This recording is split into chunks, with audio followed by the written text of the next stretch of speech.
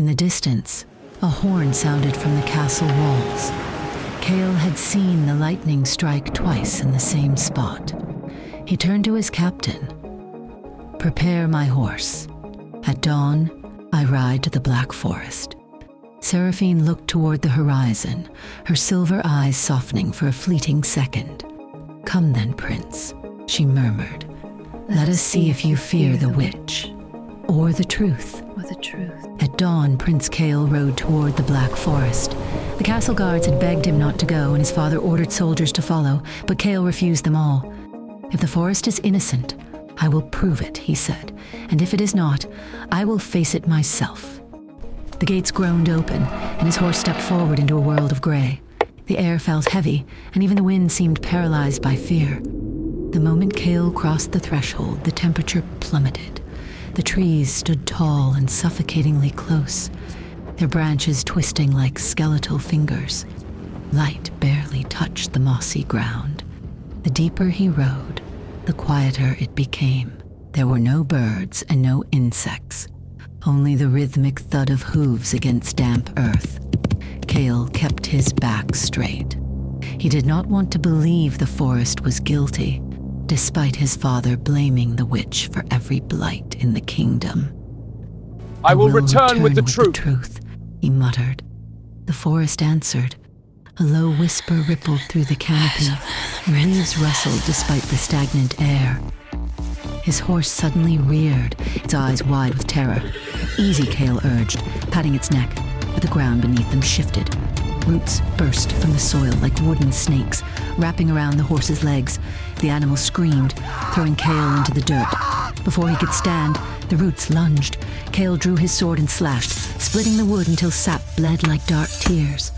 But for every root he severed, two more rose. The trunks groaned and bent, branches snapping down like whips. Cale rolled aside just as a massive limb smashed into the earth where his head had been. "This is madness," he shouted. The forest did not care. It attacked from every side. He ran, thorns clawing at his armor and tearing his skin. Ahead, he heard the roar of a river and rushed toward the silver water. But as he reached the bank, the water did not splash. It rose like a living wall. It shaped itself into liquid arms of immense force, striking him in the chest and throwing him back. He gasped for air as the current wrapped around his ankles, dragging him toward the freezing depths. Cale stabbed the water, but his blade passed through fruitlessly. His strength faded, and the forest leaned closer, waiting to claim its prize. Then a flash of silver light ignited the gloom. The roots froze mid-air. The river fell flat. The branches recoiled as though burned. A voice rang through the trees, sharp and absolute. "Enough." Seraphine stepped from the shadows. Her white hair flowed behind her like pale smoke, and her silver eyes glowed with a terrifying soft light.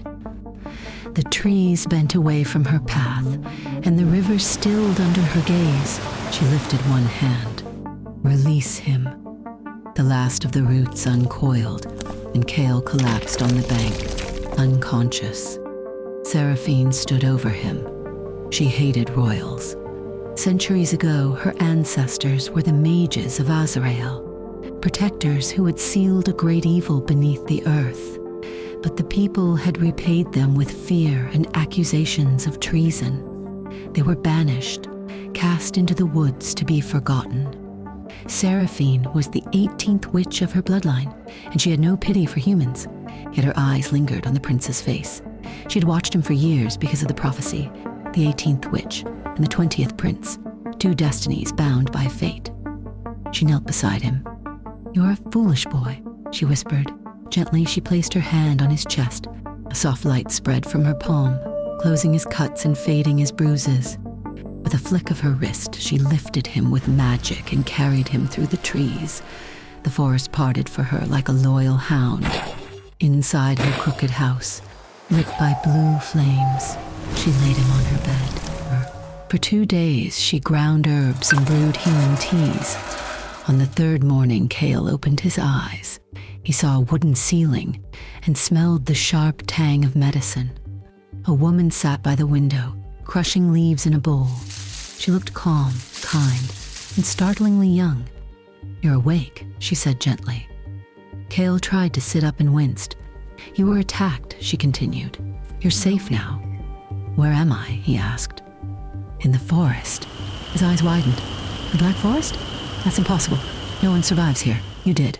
He studied her face. To him, she looked ordinary and soft. "Why are you here?" he asked. "Do you not know the evil reputation of this place?" She lowered her gaze, hiding the silver fire in her eyes. "I got lost years ago," she lied quietly. 10 years now. I built a shelter and I survived." "You live here alone?" "Yes." Cale shook his head. "It's not safe." A small, knowing smile touched her lips. "It is, if the forest allows you." That night, while Cale slept, Seraphine stepped outside. The trees stirred restlessly. She raised her hand and pressed her power into the earth.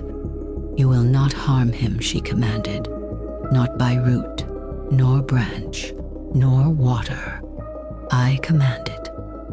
The forest resisted for a heartbeat, then fell silent. It obeyed. Over the following days, Cale healed. They spoke often. He told her about the castle, the wars, and his father's growing paranoia.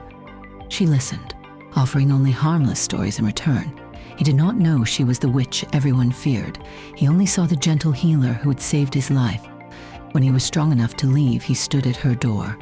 "I owe you everything," he said. "You owe me nothing," she replied. "I will return," he said firmly. "You should not be alone here. I will come to keep you company." Her heart, which had been stone for a lifetime, shifted. "You may come," she said softly. Cale smiled, and as he rode back toward the castle, he looked back once.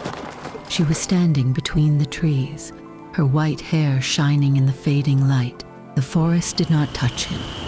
From that day on, the prince returned often, and without knowing her true name, he began to fall in love.